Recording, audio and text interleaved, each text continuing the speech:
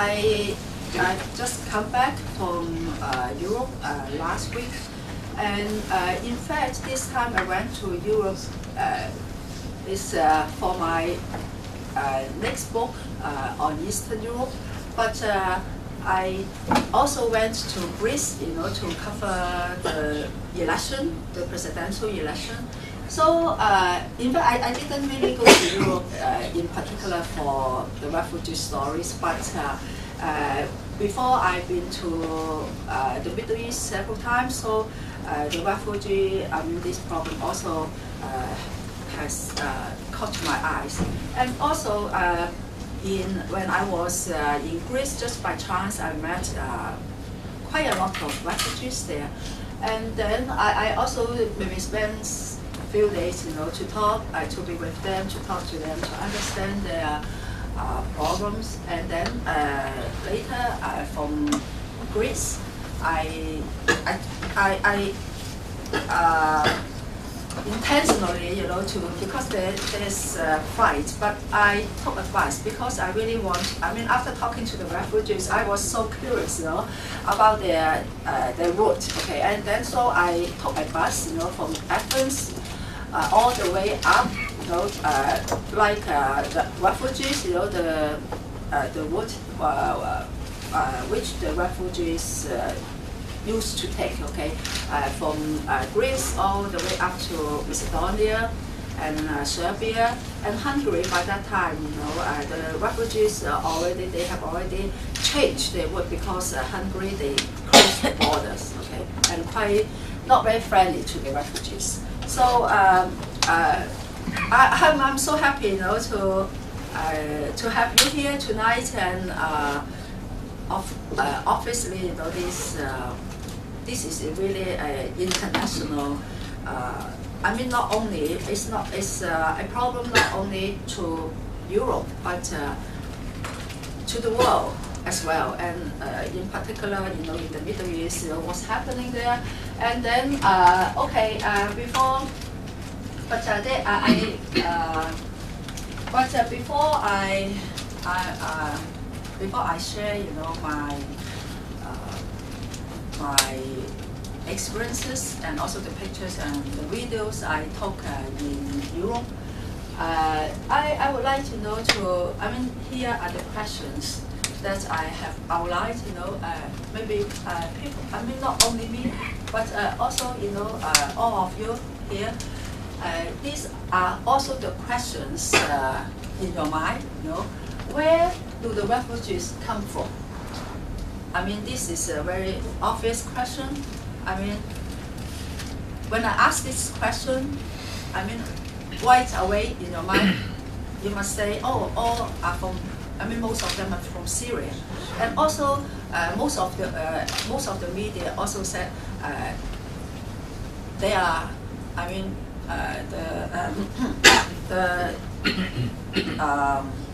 most of the refugees, they are from Syria. And then from, of course, like Iraq, Afghanistan, and also from Africa, because there are also several wars, going on in Africa. So, but for this question, I also have, I also take for granted, most of the refugees are from Syria. But when I was in Greece, because Greece is really many refugees, they go to Greece. Greece is their first place, okay. The first countries, which the first countries they will stop over, and just like a transit place for them, okay. But when I was in Greece, surprisingly, I didn't really meet many Syrian refugees. Most of them are Afghans, and then they are from Iran, not directly from Afghanistan. So I show you some pictures. Sorry, I'm not very used to Apple.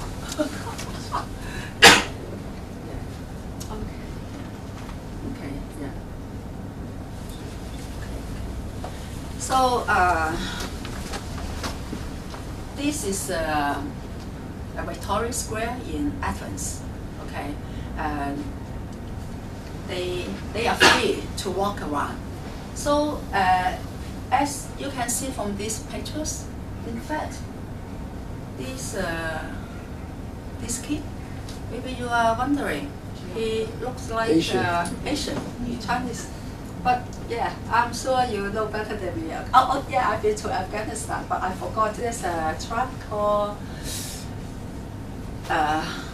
can you remember? In Afghanistan, there's the tribe originating from Mongolia. Yeah. What is it called? It starts with a T.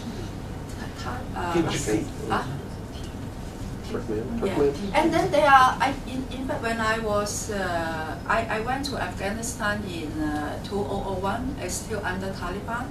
And then this group of the people in Afghanistan, they've been mostly, most discriminated.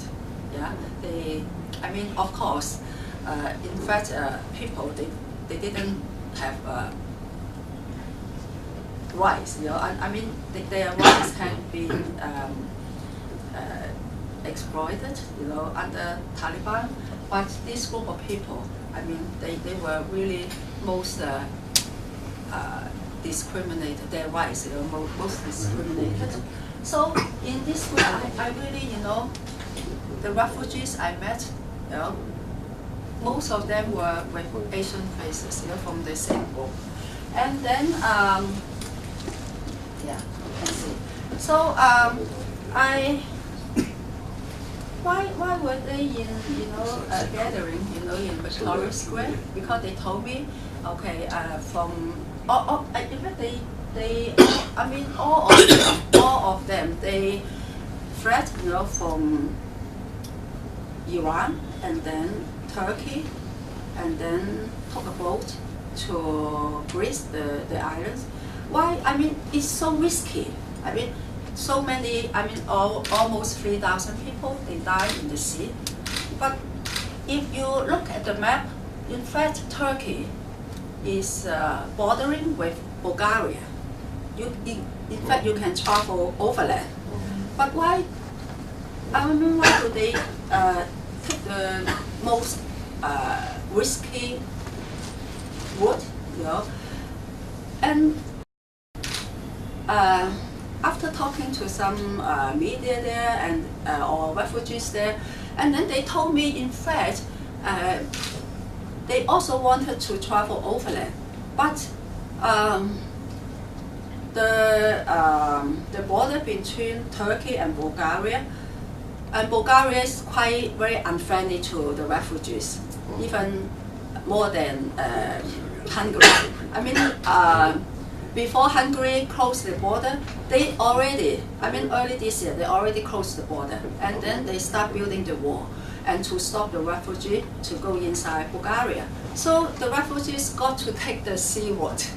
Okay, but the sea route, in fact, is only 4 miles away. Between Turkey and the Greek islands. Okay, only 4 miles. And if nothing happens, it only takes 50 minutes, 20 minutes. But of course, you got to pay. Cost them at least 2,000 American dollars. Okay, so.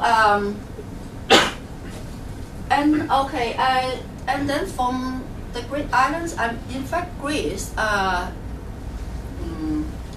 you can say the Greek government, of course, the Greek government, they said they are in crisis. They won't provide any water, anything. So they forced the EU, to give them the money to take care of the refugees. But on the other hand, I can see the Greek government is quite free. Okay, they just let they take the refugee, from the island to Athens, and then there's a refugee camp, what they call reception center, and this center will be closed by December. Okay, so but quickly the refugee camp, the reception center is full. Okay. It's so full. I mean, every day you can't imagine, 9,000, 10,000 refugees every day going to Greece. So very quickly, the refugee camp is full, and then the policemen go to the reception center and tell them it's full, no room for you. So please get out and find a place for yourself. So they pack and then they get out. And then I said, oh, it's so free. I mean, no restriction, it's so free. And then, but it's their first time to be in Greece, in Athens. I said, how do you know where you should go? And then they said, oh, the local people told them to go to the park, okay, and show them the map, the metro map. Oh, you can go to the park. And then there's a park near the square, but also very quickly it's full. Okay, so some people told them to go to the Victoria Square. It's a very small square and no toilet, nothing. It's nothing. So in fact, the conditions quite bad. Okay, so and also you can see this kid. Also, if you don't know, they are from they are Afghan. People, like when I showed this picture to my mom, and my mom said, "Oh, there's a Chinese also refugee in Greece." Yeah, I said, "No, he's from Afghanistan." So, yeah, before this, okay, so but I said I talked. I mean, I try my best to talk to all the refugees I met in Victoria Square, but I can say 99%, they left Afghanistan 5 years ago, even 10 years ago. They are 99%. They were from Iran to Turkey. I mean, Iran, Turkey, and then Europe. And I said, well, I mean, most of them, and they have family in Iran. They even got a job. I'm quite sympathetic to the refugees. And before I went, also, I read the news, okay, and watched TV, and I also got the perception that they run away from war, and many of them are from Syria, blah blah blah. Okay, they came out directly from Syria, from the war-torn areas. This is my perception from the media. Okay, I'm very sympathetic, but when I was there, I got to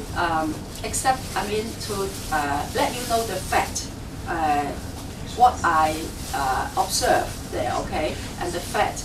Okay, and then they are from, I said, some young people, Afghan people, they were even born in Iran. And then they got a job, they got a family.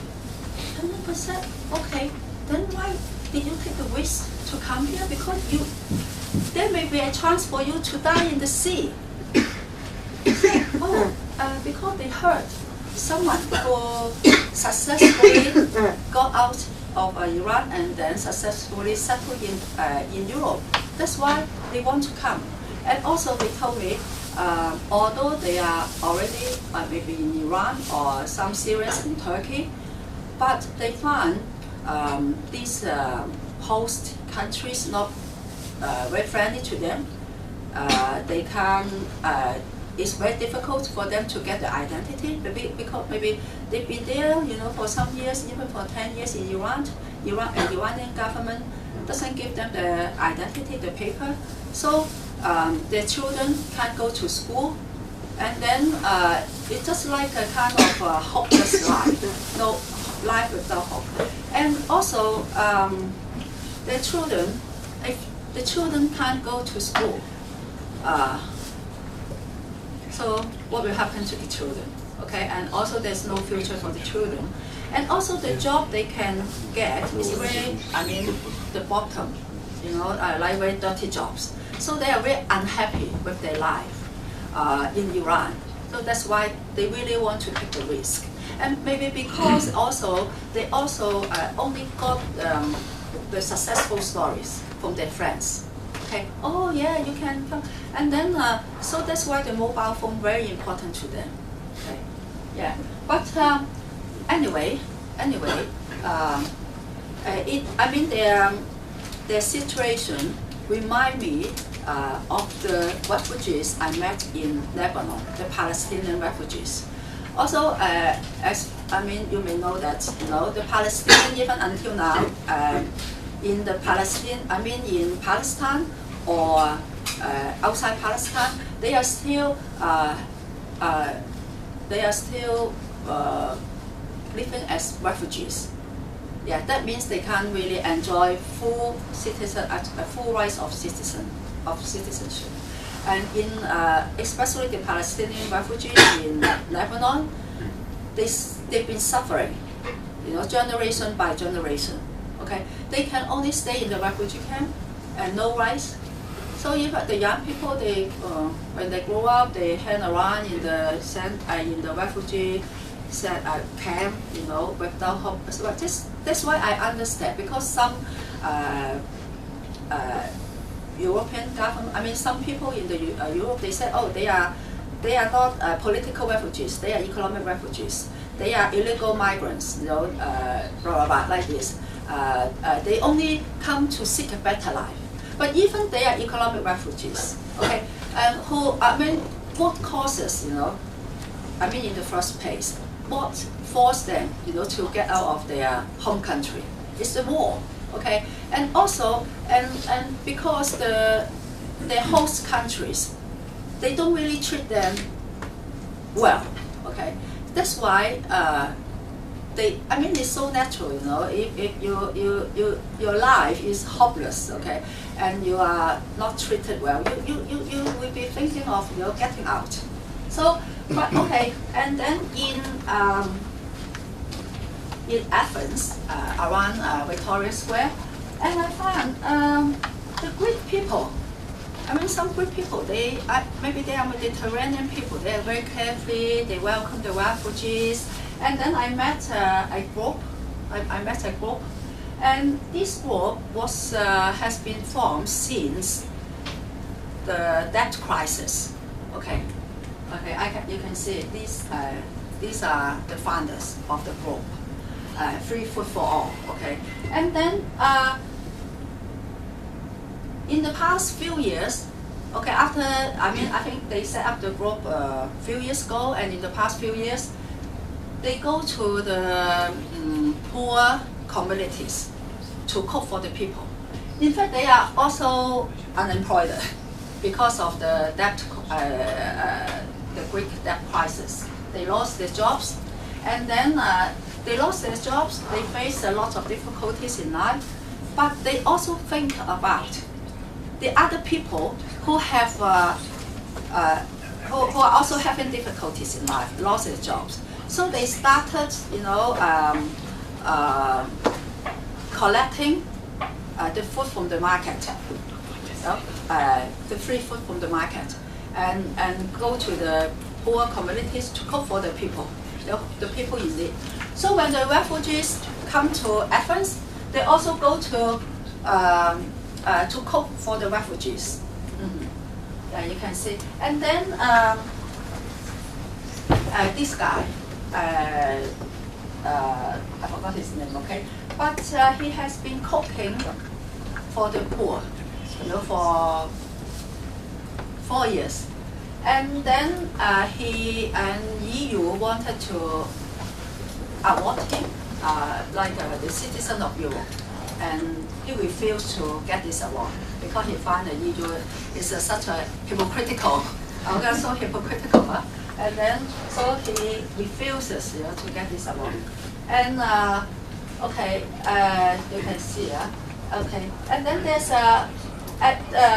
I was watching them, to cook the food, and but there's not enough food. Of course, not enough food for the refugees. And then there's one Greek, okay. There's one Greek. He talked to me. He said he's so proud for his country, not to close the border,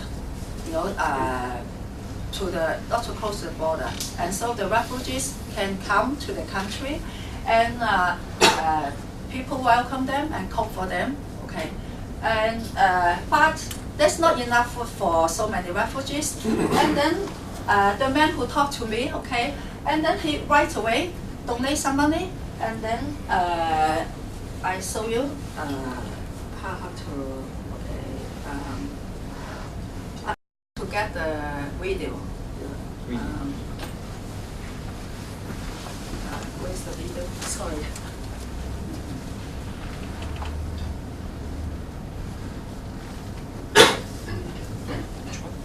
Yeah, this okay, this one. Okay, I want to show you. And then the man donate the money, and only for children and women. They were taken to a burger house, and the children were so happy. Only maybe one time off, but still, the children and the women, they were so grateful.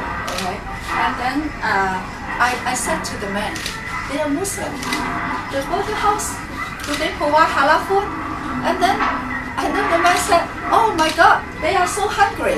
If you're hungry, do you still bother whether this is halal food or what? Okay, but the restaurants around the square, they already know that they, of course, at least they won't provide pork. Okay, but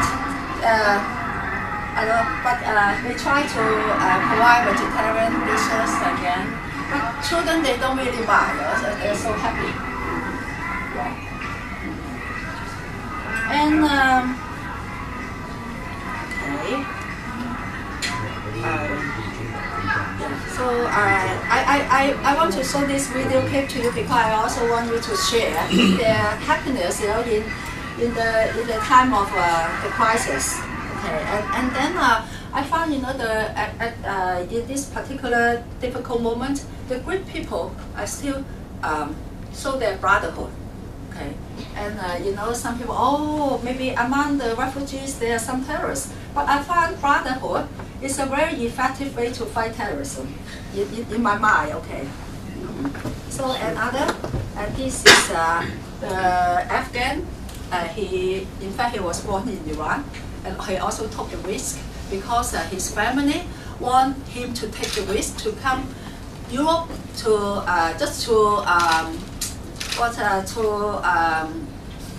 take this opportunity to see whether, to have a better life. So his family gave him all the money, and of course he got to give the money to the human trafficker. Okay, and then I met so many young people. They came by themselves, and if they manage to settle, and then they will apply, okay, to hopefully they can also apply, their family members to go to Europe. So you can see, I interviewed him, just a very short. He speaks Chinese to me. Yeah, he speaks Chinese to me because he approached me, telling me that he learned Chinese in Iran, and then he's 19. In fact, he was born in Iran. Yeah, he spent 19 years in Iran. He told me in Iran there are many Afghan people.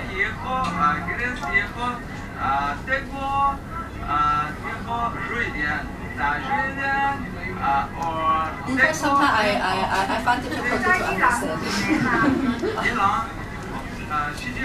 Because he knows some friends who successfully go to Sweden. He's 20. That means when he was taken by his family to Iran when he was only 1 year old. Because he found the Iranian government doesn't treat them well. Okay.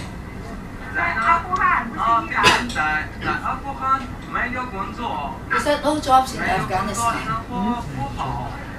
And life is terribly bad. He always emphasized here he lived in Iran, not Afghanistan. Okay.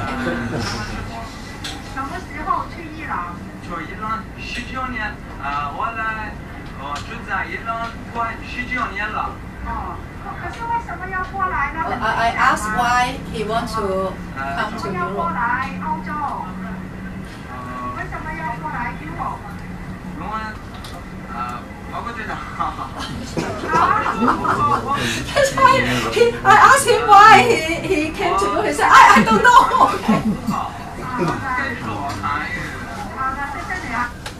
Yeah, this okay. Maybe he didn't understand me. Okay, that's why. Okay. And when I told, and then he told me how many Afghans in Iran, okay, as refugees.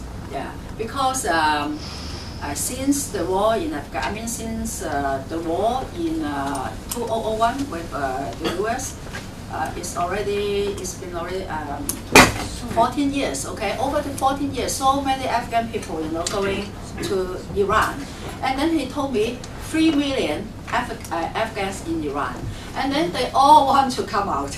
They all want to go to Europe. Okay, so yeah, this is the guy. Okay. So it really shocked me, okay. And then, okay, and this is the reception center. And later, after visiting Victoria Square, I went to visit, and in fact the conditions much better, okay. Yeah. Yeah. This, of course, I meet many Afghans with sad faces, okay. And then, okay, on the one hand, I share with you, the Greek people I met. They're very friendly to the refugees. They try to help. They try to cope for them. But on the other hand, okay, I can see there's also like far right movement, which is hostile to the refugees. They want to kick out all not only refugees, but the foreign people. Okay, so there's the demonstration against neo-Nazism. In fact, also in Europe, there's also a rise in neo-Nazi movement. So, but that's why these people told me they really want to fight back and suppress this movement when it's just about to, to rise up. Okay, so and then. And other question, I want to go back to my outline, and the first question, where do they come from? Where do they come from? And I'm thinking, okay, maybe the media, they said most of them are from Syria, and those who are struggling in the war, in Syria, they can't manage to come out. Okay, those who manage to come out, in fact, in the beginning, they came out just in the beginning of the war. But now so many people in Syria, they've been caught, they've been trapped, and then they can't manage to come out because.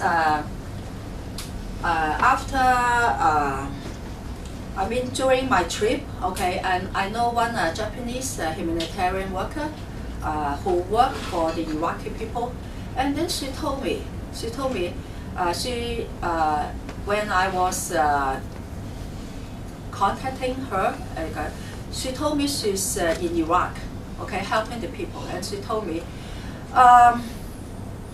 in fact, so many people who can't manage to come out, only in Iraq, she can see, large number of people, or 3 million who are internally displaced, who lost their home, who suffering from hunger. They got no food to eat, inside Iraq, and then they can't come out, okay?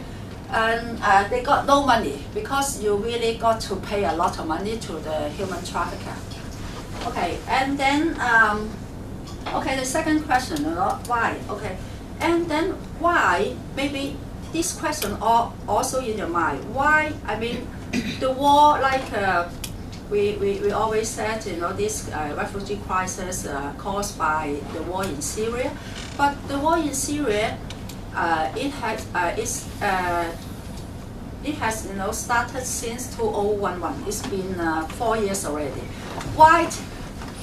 I mean, there's such the influx of refugees coming, and going to Europe. Why this? I mean, why in this year it become a crisis since the Second World War? Why in this year? Why this year? Not last year or 3 years ago, because war has been going on for 4 years already. So maybe when I was there, people, there are so many conspiracies. So one conspiracy saying that the border between Turkey and Syria, the border towns, okay, and then it's under the control of, I mean, it used to be under the control of the Kurdish people, okay. It's near the Kurd autonomous region, okay. And then during the war, ISIS, okay, there's a heavy fighting, in this border town, and the ISIS took over this border town, okay, and then America helped to fight back and get back the control, okay, in this border town, and then after the Kurdish, got back the control, and then they opened the border, and that's why so many refugees, could come out. And why? I mean, why do the Kurdish, open the border? And there's a conspiracy saying, in fact, before Europe, there's a kind of negotiation going on with Russia, and then they almost reached an agreement. They almost reached an agreement that Russia agreed to build the pipeline, the natural gas pipeline, from Russia directly to Europe, bypass Ukraine, directly to Europe. And Europe, heavily relies on the supply of the natural gas from Russia. So they almost, and then maybe Europe, they agree to compromise on the Ukrainian issue. So America, I mean, of course, US doesn't want to see this, okay? So the people in Europe told me why the Kurdish opened the border, because it's told by US. US want to punish Europe, by getting a kind of agreement with Russia and improve the relationship. Okay, this is one conspiracy. Yeah, that's why we can see there's a big influx of refugees, to Europe this year. Okay, and then I took the bus, traveling to Macedonia and then Serbia. This is the pictures I took in Belgrade, and this is also the park. This is also the park, and you could see so many volunteers who want to help the refugees. And also in Belgrade, most of the refugees are Afghans and also from Iran, same as the refugees I met in Greece. Okay, yeah, and then you can see the Serbian people, they try to help. And then there's also, when I was in Hungary, the Hungary people, I said the Serbian people also want to help. Why not you? Okay, they said, oh, because Serbia want to join EU. That's why they try to peace EU, by helping the refugees. Okay, so you can see this the Hungary, yeah. Oh. Why? Okay. So sorry. It's okay. I'm so stupid with the alphabet. I don't know the pictures. Yeah.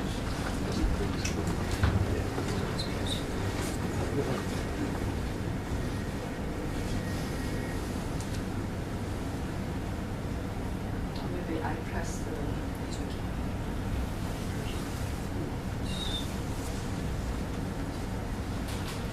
I try. Okay, I try. Okay, this one here. And then you can see and this is at the border of Hungary, and I could see some the tent, the refugees, but not too many, because so the refugees changed the route to Slovenia, Croatia, and then to Austria. Okay, and then I really here I would like to share with you my experience in Hungary. Okay. This is the first day I arrived in Hungary, and then right away I went to Central European University, and then they were having a conference on the refugee crisis, and you can see a failure of policy or humanity.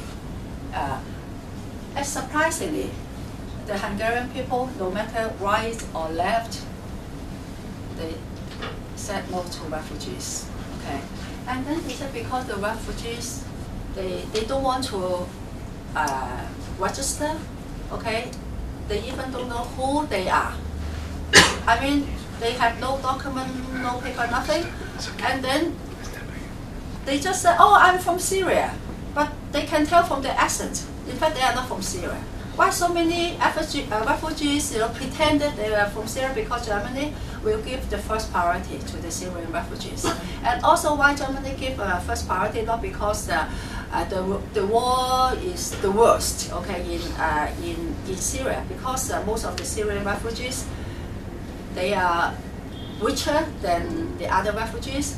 They are more educated and richer, and also in Greece, I asked around because I want to meet some Syrian refugees, but I was told that unlike Afghans, because they are poor, so they got maybe to stay in Greece to wait for the money, something like that. But the Syrian people, the refugees, they are richer. They won't stay in the refugee camp. They will stay in the hotel. Okay, so I don't want to say, but if they stay in the hotel, they can charter a bus, to go to Germany. That's why I didn't really see too many Syrian refugees around.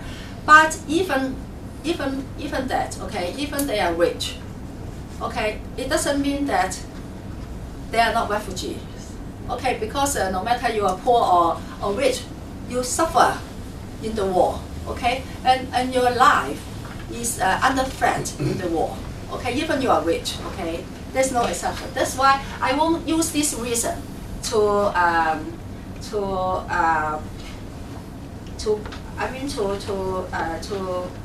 reject, their right, okay, as political refugees, okay, and so he's also the professor I interviewed in Hungary, and he's like a liberal intellectual, but also he said, you got to follow the law, okay.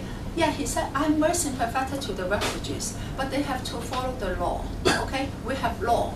You can't say, oh, I want to come without papers, and you expect some privileges, okay?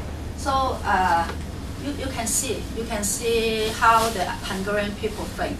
And then I want to show you this picture first, okay?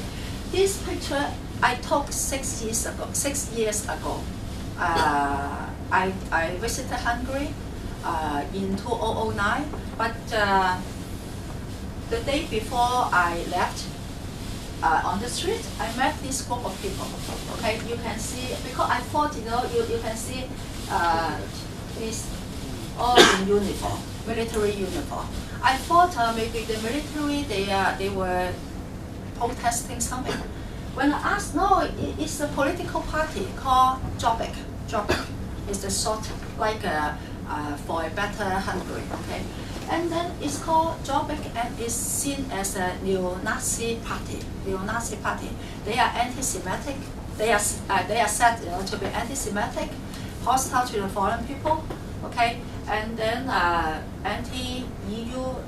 Okay, and then but it's my last day in Hungary. I got no time to talk to them. So this time when I was in Hungary, I was so anxious, to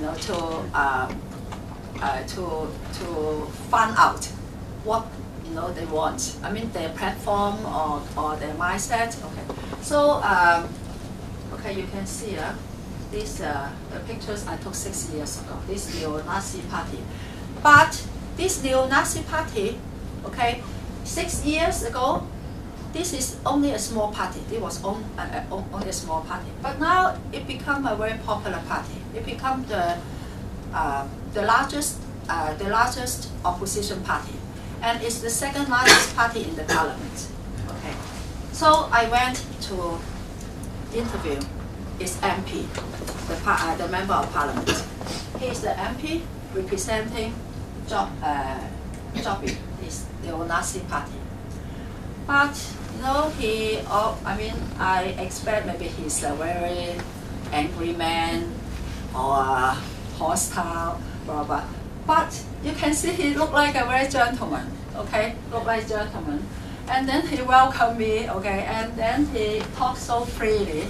I'm not trying to give a voice to him, but I try to understand. Okay, and yeah.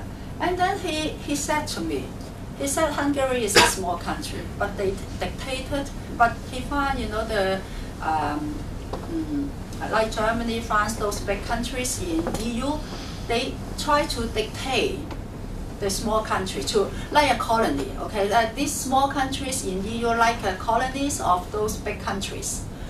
And then he told me the root of Hungarian people, not from the West, is from the East. Yes, but I got no knowledge, so I didn't know how to respond to him. Okay, and then he showed me the book. This is about their language system. Okay, it's not Latin, very unlike the Western language. Okay, the whole system is very Oriental. Okay, and then so he said Hungary is not necessary for Hungary to embrace the West, because they are from the East. Okay, and then because EU is also in crisis, so he said EU, there's so many problems for EU. So he found EU is just like colonizer. Okay, only dominated by big countries. Working for their own interest, not in the interest of the other members. Okay, because in the original idea of EU, I mean the members in the EU should be equal. They found only dictated by the big countries, and these parties proposing to get out of EU, to get out of NATO, and he told me NATO, I mean is supposed to be a self-defense organization. If any member which is invaded by other outside forces and NATO got to protect, it's like a self-defense. But he said now NATO is like a war machine. Okay, like a war machine, and the refugee problems also created by NATO and also France, Germany, because France interfered in Libya affairs. Okay, and then that's why he said refugees problems created by NATO. Okay, and then now they got to share the responsibility. Okay, and then they got to send their own people to fight, to help NATO to fight in the war. So he found it's no good to join NATO. So he in the parliament he also proposed to get out of EU, to get out of NATO, and then he's also anti-capitalist globalization. So when he's talking about this, when he said EU is a dictator, I mean to a certain extent I agree. Oh yes, I said. And then when he said, NATO is a war machine, I said, oh yes. And then he said, you know, the globalization is only in favor of 1%. Oh, I said, oh yes, and he's so happy. He said, oh, he said, I'm so glad that eventually I met a journalist who oh my God, I said, oh, don't tell other people, you know, it's representing a new Nazi, okay? I said, oh, how come? What he told me, you know, I found, oh, maybe there's a point, okay? So, but I asked him, okay, as a Jew, can he also be a Hungarian? Okay, but he said, why not? If they have a very large Jewish community, and then they've been fully integrated into Hungarian society. He pretend to be, what he told me, so different from the party platform agenda. So, oh my God, he's a very good PR, a very good media officer like that, okay. So, okay, this, but if you talk to the members on the street, they told you different, they are very hostile, they told you different stories. That's why, but to my surprise, and also I find the far right, okay, they are, their platform, their agenda is converging with the far left. In fact, this the phenomenon that that we find in Europe. In the past few years. Either the far right or the far left. Okay, they are getting more popular, and because in the time of crisis. Okay, I think this is really. Europe faces crisis, but not only the refugee crisis. The refugee crisis only trigger the split. I just make a joke, okay? I said maybe it's the beginning of the end of Europe. Okay, you can see. Europe's supposed to be like a big family, no border, okay? But there are borders now everywhere. Especially along Eastern Europe. Okay, I don't know whether the refugee crisis trigger, okay, the beginning of the end of Europe or what, okay, but the people in Eastern Europe, they closed the border, they said multicultural is dead. It doesn't work, okay?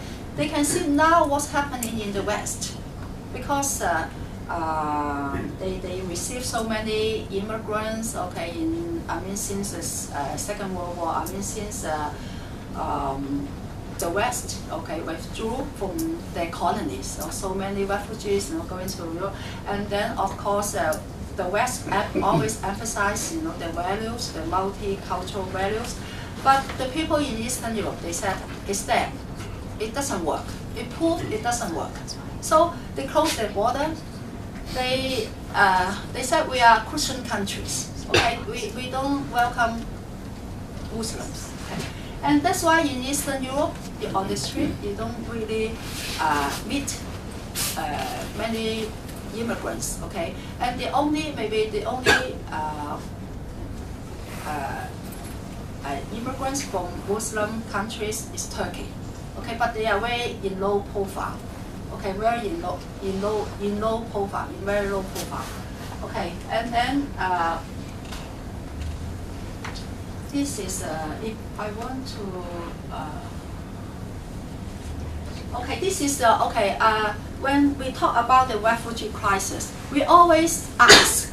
Okay, we always see the refugee as the refugee creating problems for Europe. In fact, it's only the consequence. We always perceive the refugee crisis from the European side. Oh, so many, the media talk about, how should Europe face this crisis? How Europe all the time, okay? But in fact, it's only the consequence, the media talk about the consequence, okay? But they don't really talk too much about the causes. So why there are so many wars in the Middle East, why so many refugees created, and okay, this is I just copy, from a magazine, but I found it's like a very good explanation, by picture. How can I enlarge the picture? Yeah. How can I enlarge? I found, okay, now the biggest problem, of course, is in Syria, okay? How can we end, okay, thank you, yeah, thank you. How can we end the civil war in the first place? How can we end the civil war in Syria? And these few days, we can see from the news now, Assad, yeah, Assad, okay, he has gone to Moscow to meet Putin, okay, and then in fact, in the past few months, Russia started helping Assad regime to fight back, okay, to support him and to fight back. And then, of course, there are different opinions about Russian action, okay? And then Putin, of course, said he provide military support to Assad because he wants to help Assad to fight back terrorism in Syria. In the first place, to stop the war, and then he will look for political solution, for Syria. I think, in my opinion, I find it's also, the most important is to stop the war. And I was in Tunisia, this March, a few months ago, to attend World Social Forum. And then there's a group called Syria in Focus, okay? And then I was in that meeting. And the people in this group, they are from Europe or from Turkey, okay? I mean the opposition, the Syrian opposition from Turkey or the European supporters in this group, okay? In the meeting, and then the people still say, oh, we have to support the revolution, and we have to overthrow Assad regime, blah, blah, blah, to support the revolution. But if, obviously the war in Syria is a proxy war. It's a civil war, but it's, it's more accurate. It's a proxy war, okay? And then you can see, okay, why is a proxy war? Because it's in the Middle East. It's a Cold War. It's also a hot war because it's trapped between Russia and the US. Okay, and then why does the West support the opposition in Syria? In my opinion, not really for democracy or for freedom or what, but to overthrow Assad because Assad is allied with Russia and Iran. So it's a kind of geopolitics, okay? And then US, the West want to overthrow Assad, in order to maybe to destroy Iran or Russia, okay? But on the other hand, on the one hand you can see Russia, Iran, Hezbollah. Hezbollah is jihad group in Lebanon. Okay, they are Shias. Okay, they are Shias. Okay, and then on the other hand, I want to go down a bit here. And then this is okay. On one hand, you can see the allies, Russia, Iran. Oh, sorry. Okay, and then the other hand, that's good enough. Okay. And then on the other hand, we can see US, Saudi Arabia, Turkey. Okay. Because Turkey is also anxious to overthrow Assad. Okay. So you can see how miserable Syria is. How miserable. Okay, it's trapped between two big powers. with their allies. Okay, so to me, if you said you want, I mean to me, if the West said they want to bring democracy to Syria because Assad is a dictator, but I find Saudi Arabia is more conservative. Okay, more restrict. You know, like even the women they can't drive or whatsoever. Because I've been to Syria, okay, and Syria in fact is a secular, socialist country, okay. And then, of course, in politics, is under tight control. You can't discuss politics in the proper place. But I find, you know, women are free to dress whatever they like, and then very rich in culture, and blah, blah, blah, like this. I don't know whether, who in this room who has visited Syria before?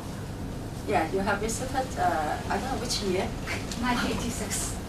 1986? Wow, a long time ago. But I visited Syria in 2005, okay, 10 years ago.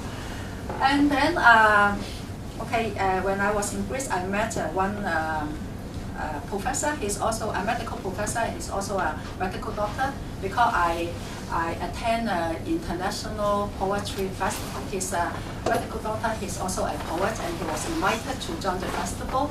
So I got a chance to talk to him, having dinner, and then we talked for a while. And then he just left his country 8 months ago because he said because his house was bombed. And then he found his family, the life of his family was under threat. So he got to run away, and now he's in Norway. But he told me, if there's a peace, if there's peace in his home country, he will go back right away. Because you can say the Arab people, they are so strongly connected to their land, like Palestinian people also. Okay. So if there's no problem, no crisis, or no war, I'm sure they don't want to leave their home countries. They don't want to leave their land.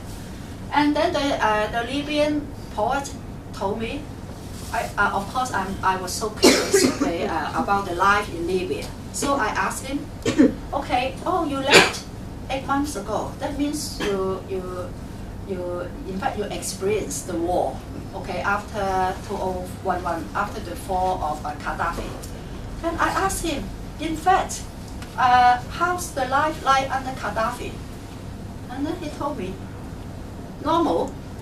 I said, what do you mean by normal? Because I expect him to tell me, it's so miserable, blah, blah, blah, like this. I said, normal? I said, what do you mean by normal? He said, normal is normal. Normal life, we carry on normal life. And he told me, in fact, before the war, in the past 10 years, before the war, Gaddafi, I saying something nice about Gaddafi.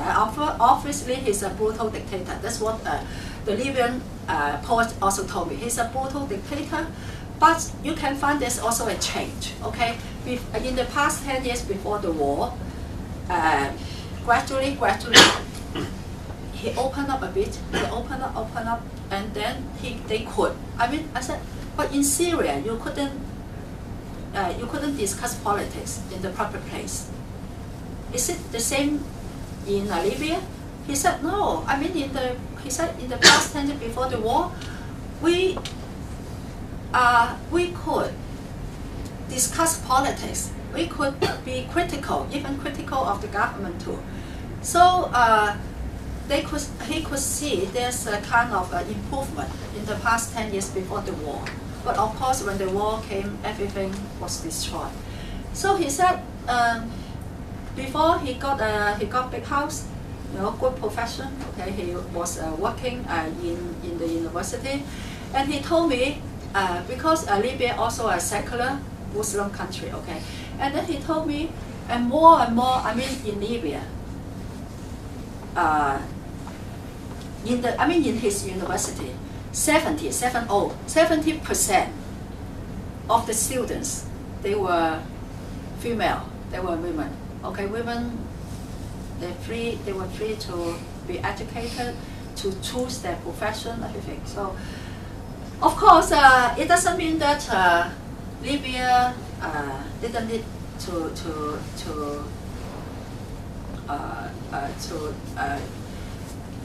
get change, okay?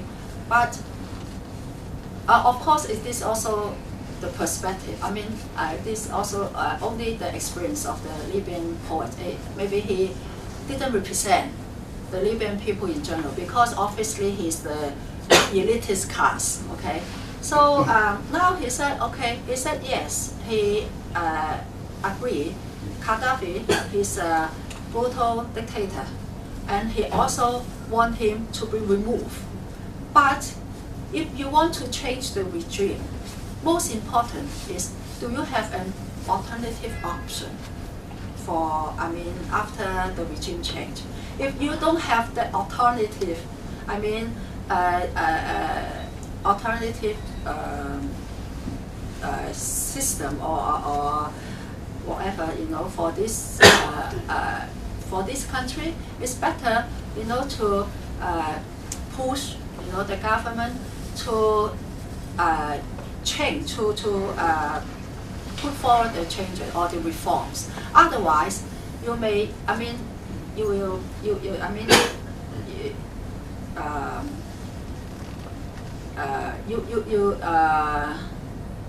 it's so easy, you know, to have war, the civil war. So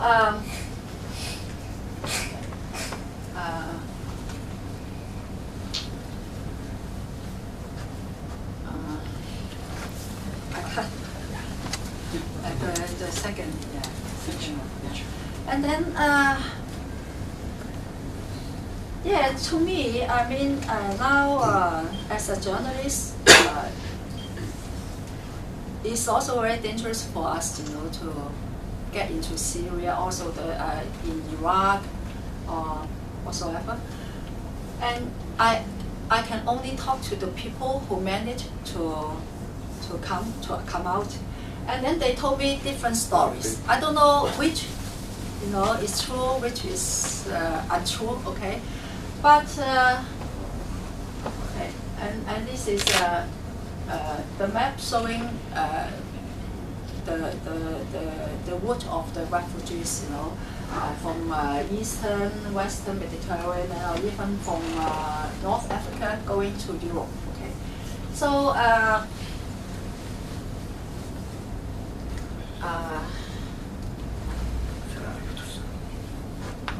I want to get back to my outline.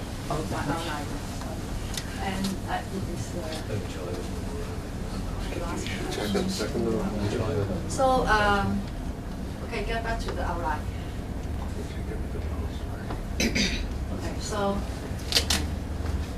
I hope we got some idea. Okay, why did they choose to go to Europe? Because they find the host countries, you know, not treatable. Also, they are trapped in the war. Okay, and then I find, you know, whether political refugees or economic refugees, I mean, even you can say they are economic refugees because I said already, most of the refugees, you know, the Afghan refugees, in fact, they came directly from Iran, not from Afghanistan, not from war-torn countries. But they also suffer. Okay, their rights. I mean, not economic rights, but political rights, the civil rights also being deprived. So I find I mean, it's understandable why they try to get out and look for a better life. Okay, and then there's the report of Mahoko Takato. I mentioned earlier that she's a Japanese humanitarian worker, and she traveled between Japan and Iraq, and she's been trying to help. She's been trying to help the Iraqi children, okay, and also the internally displaced people in Iraq. She's really a brave woman, and she's really brave woman, and in fact, her her job, also has taken her life at risk because she was kidnapped in 2004 but released. Okay, and then if you are interested in her work, you can check out her Facebook. And in her Facebook, she updates quite often. She updates her Facebook quite often about her work in Iraq, in the Middle East region. And then she told me the imminent crisis, not really, I mean this refugee crisis, the imminent crisis about the internally displaced people in Iraq. 3 million. 3 million, they are really suffering, okay? And the situation is so bad, okay? And she said she got no energy to help the Syrian, although she's sympathetic. But in Iraq, she really cried so many times for the Iraqi people because 3 million, and then the numbers getting higher and higher. Okay, so when we pay attention to Syria, but there's also the burning fire in Iraq and even in Afghanistan. Okay, so that's why the refugees, okay, even though they have already fled, and stay in Iran or Turkey, but they got no chance to go back to their home countries. This is the problem. So, law or humanity, I find is not these two not in contradiction. We can maintain the law, but at the same time, to help the refugees. So, of course, the refugee crisis trigger also the crisis, the other crisis already exist in Europe, like the split. Okay, not only over the refugee crisis, but also over the debt crisis. So this is, the question. That's it. And then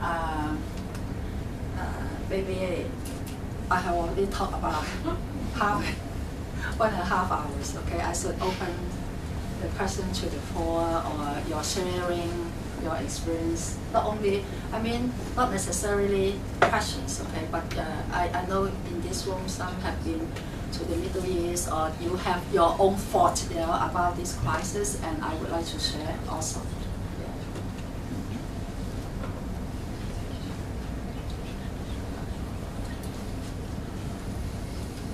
I just been to a TED Talk in Taipei, because the TED Talk only allow 15 to 18 minutes, because this one, in fact, the audience, the attention only lasts for 15 minutes. Otherwise, they will fall asleep. They said okay, that's why it made me so nervous. I put everything in 15 minutes, okay? And then I'm so sorry I've been talking for 1.5 hours, and we are not sleeping. Thank you so much. Yeah, the topic I shared in my TED Talks about the alternative is like our battle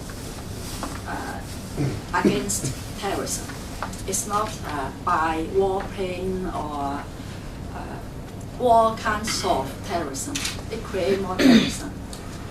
That's what I said earlier, in my presentation. I said when I met people who welcome the refugees, who, just like treat them like brothers and sisters, and create like a kind of brotherhood.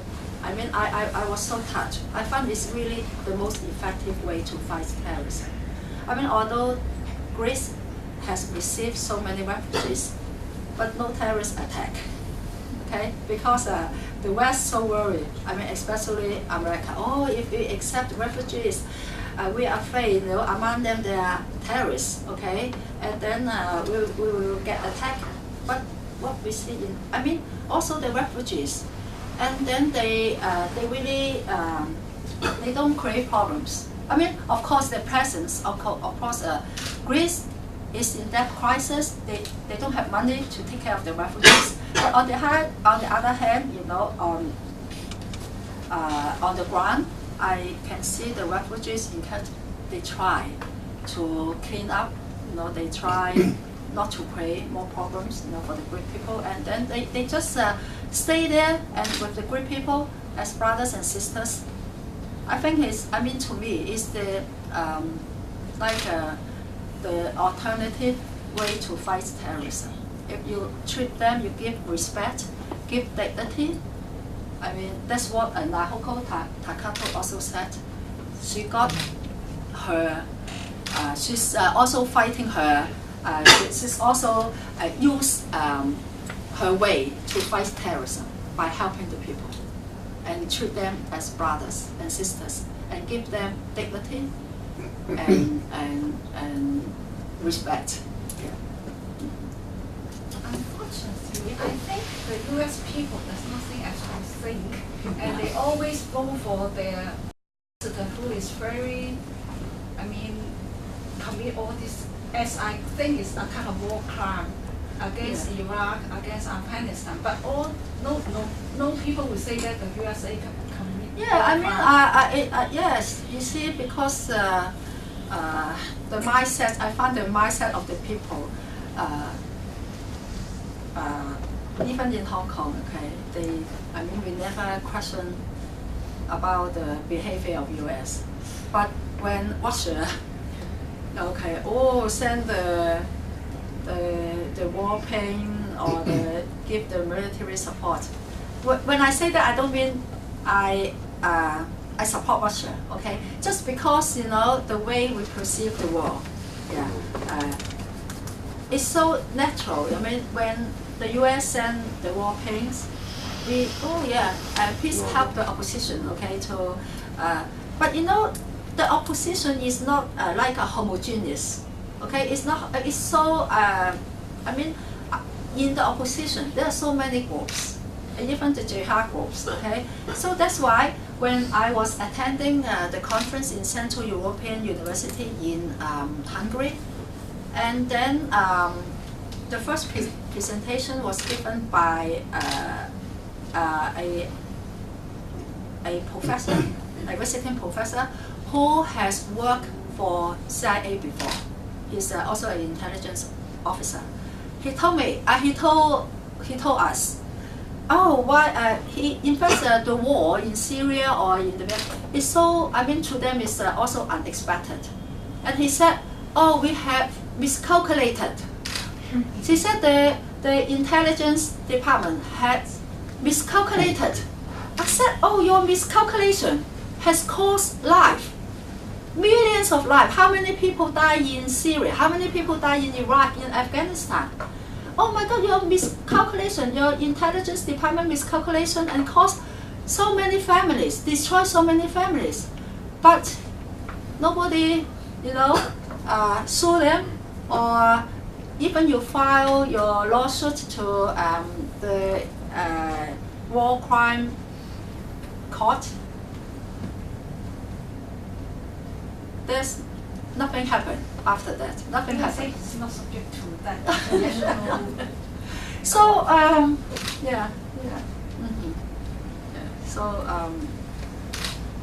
and also there's also a question, raised by Eastern Europe. They said multiculturalism is bad. I don't know whether you agree or not. They said, okay, it's better to close our door and then at least to preserve our culture, okay, and then to make sure that we carry on our normal life is the first it's our first priority, okay.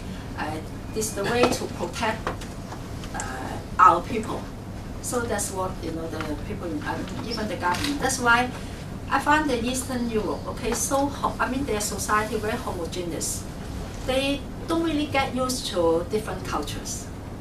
Yeah, very homogeneous. Yeah. In continuation to your points about multiculturalism is that It's not my point. It's no, the point given by raised by the topic. Yeah. I think that official from the Eastern European country, he has his stance to say that because he's in the middle of all the conflicts. Yeah. Because of the geographical location. Yes. Yeah. And it is often a challenge for the local government as well as the people because maybe 50 years ago, people is not that mobile. Nowadays, we are more mobile, and then all of a sudden we are confronted with differences, and then it is very easy for people under such a challenge to have their focus on the differences rather than the common ground. Yes. But on the other hand, perhaps I am naive or innocent in a way. Multiculturalism cannot. There do exist the future for multiculturalism. Yeah. The reason is so simple. Because of this mobility, people get married. Yes. And then when your husband is from another part of the world, and then your next generation got married to somebody else also. So in a relatively short period of time. Yes, and then you will be, you like it or not, and then you are again under the influences of different cultures. You cannot escape from it. So I'm optimistic about multiculturalism because it is the natural way of things go. Maybe in 50 years. In the era of globalization, it's really inevitable. We have to learn how to live with people of different cultures instead of avoiding the common grounds and the differences. Yes, because I also challenge them by saying, in fact, now after after the Cold War, and Europe, trying to be united, and even the people from Eastern Europe, they can go freely because they are part of the EU already. They can go freely. There's no barrier. They can. So many people from Eastern Europe, they have gone to the West to work and then to live there. I said, you are free to move around, but why do you want to restrict the freedom of movement for the refugees? And then they said, it's different. We move around in Europe because we are all Christians. Yes, we are, maybe you are Polish, you're Hungarian, you are Croatian, Bosnian, but we are all Christians. But the refugees, most of them, they are Muslim, and then they will maybe they will have impact on our tradition, on our culture, blah, blah, blah, like this. This is the convenience excuse. Yes. Because of course. Policies are policies. They have to have some rules. I find, when you said you're optimistic, of course, in spite of different crises going on, in the world, but I'm still I share your optimism because I find the civil society, the global civil society, on the one hand, there's like a rise of far right movement throughout Europe, but on the other hand, the global civil society, they've been working hard, to fight back, to stop this movement, moving forward, and then and I think we can also join this effort, and because in the long run, people only mixed with one another, that you cannot be segregated all the time, but the process can be kind of bumpy. Yes. And it can be painful. But in the long run, you mean? But in the short run, inevitable. in the short term, we can see the road's not smooth. It's moving 2 steps and moving back, maybe 1 step forward, 2 steps backward. But in the long run, I think if I mean only humanity, okay, can save. If we understand only one humanity, which can save the world. I really believe that. Yeah. Actually, I have one more question. My question is very simple. Like, in your experiences, perception, gut feeling, do you think terrorism is kind of perception or effect? What? Is terrorism a perception or effect? It's a very simple question. Terrorism. Perception or effect? Terrorism is a fact. Sure of not. Okay, it's terrorism. But we only pay attention to like when we talk about terrorism, we right away associate with the jihad groups, the jihadism in the Middle East, in the Islamic countries. But have you ever thought about state terrorism? Yes. Yeah, state terrorism. The state terrorism creates terrorism. Exactly. Yeah. So I mean the discussion's not enough for state terrorism. In fact, it's really the cause of terrorism. So yeah. That's why it's a perception. It's a perception? No, it's a fact. It's fact. It's so real to me because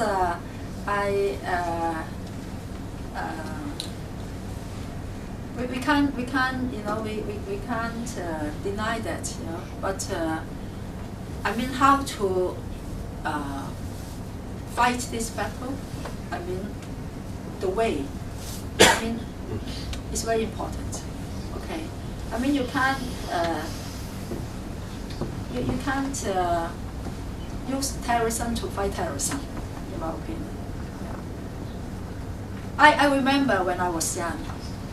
When I was in primary school, in the textbook, I'm sure everybody have also read this story in my textbook, a very simple story about the sun and the wind.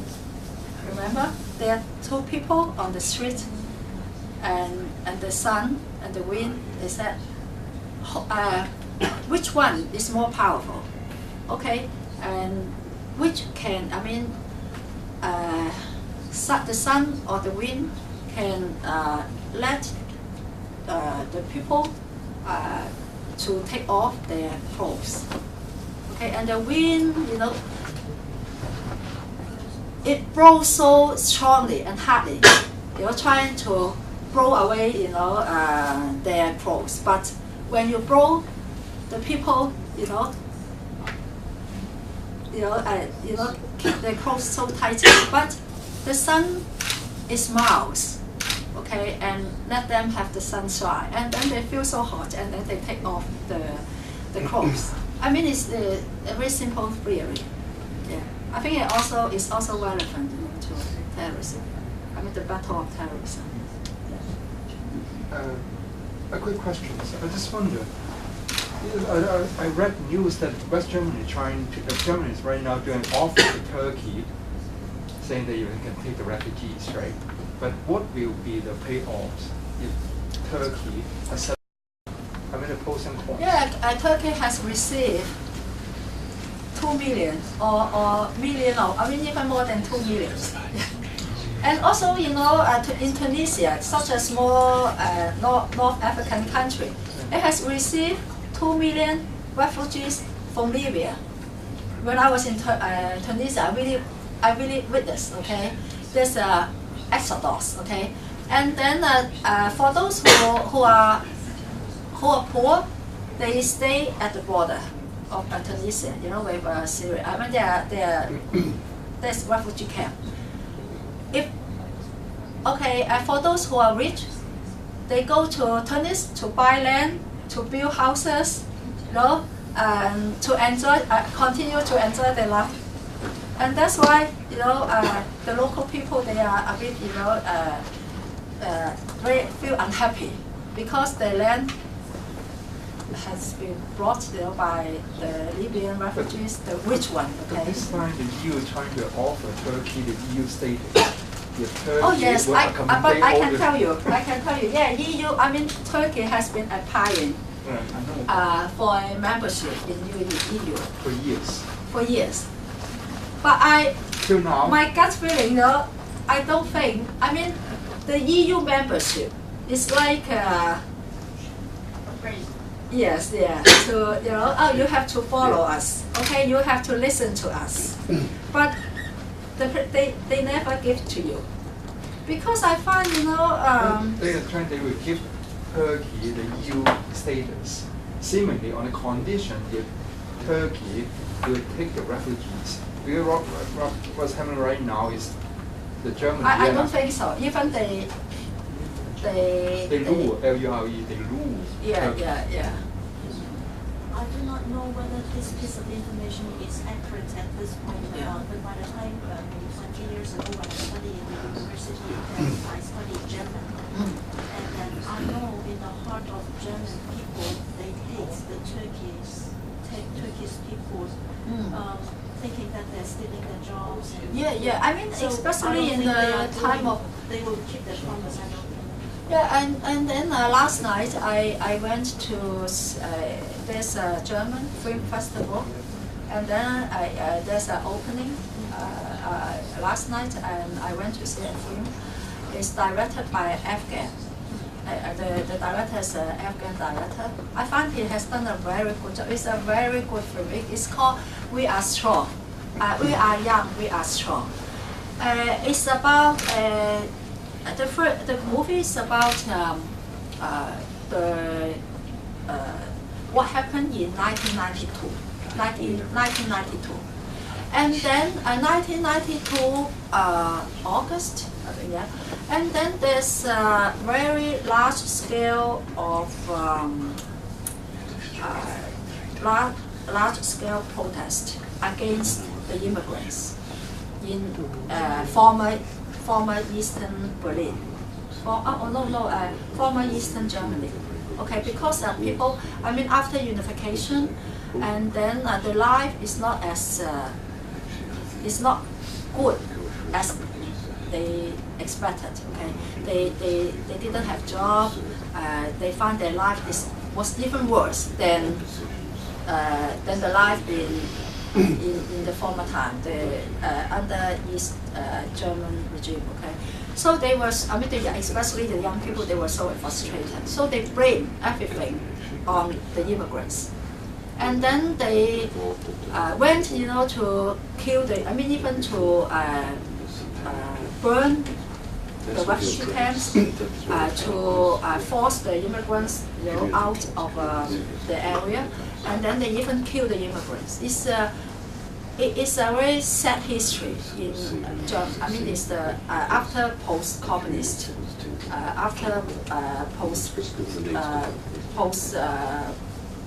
the post-communist post-communism time. So, but when I was watching this film, I find it's so relevant today. Yeah, and I'm afraid history really repeats itself. Really repeat, okay? And it's also very relevant in Hong Kong. Because you can see now, the Hong Kong people, they said, we are Hong Kong people, we are not Chinese people. And then they are hostile, I mean, they blame everything on the mainlanders. They even use violence. Of course, in Hong Kong, Hong Kong is not a violent city. We don't get used to violence. But people start using, small-scale violence, like kicking you or hitting you or what. But it's the beginning. I find it's the beginning, really. But, I'm so disappointed. Some intellectuals who are seen as liberal intellectuals, like my university friend. My university, the professors I know in the universities, they used to be liberal intellectuals. But how come in their articles, they expressed their understanding about this, violence against the mainlanders. So,